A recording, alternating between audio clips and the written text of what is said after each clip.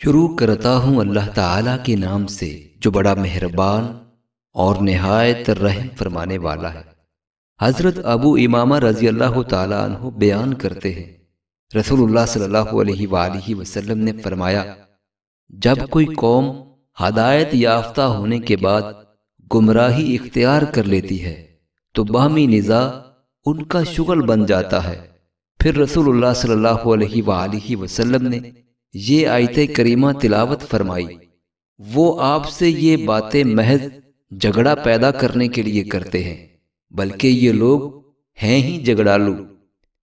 حضرت ابو بردہ اپنے والد سے روایت کرتے ہیں، انہوں نے کہا، آپ یعنی نبی صلی اللہ علیہ وآلہ وسلم نے اپنا سر مبارک آسمان کی طرف اٹھایا، اور آپ اکثر اپنا سر مبارک آسمان کی طرف اٹھایا کرتے تھے۔ آپ صلی اللہ علیہ وآلہ وسلم نے فرمایا، ستارے آسمان کی حفاظت کا باعث ہیں، جب ستارے جاتے رہیں گے تو آسمان وعدہ کے مطابق ٹوٹ پھوٹ جائے گا، اور میں اپنے صحابہ کی حفاظت کا باعث ہوں۔ جب میں چلا جاؤں گا تو میرے صحابہ کو ان فتنوں کا سامنا ہوگا جس کا ان سے وعدہ ہے، اور میرے صحابہ میری امت کی حفاظت کا باعث ہیں۔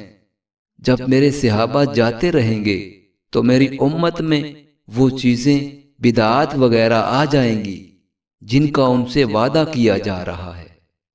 معزز ناظرین، اللہ تعالی ہم سب کو نبی رحمت صلی اللہ علیہ وآلہ وسلم کی ان احادیث مبارکہ پہ عمل کرنے کی توفیق عطا فرمائے، آمین۔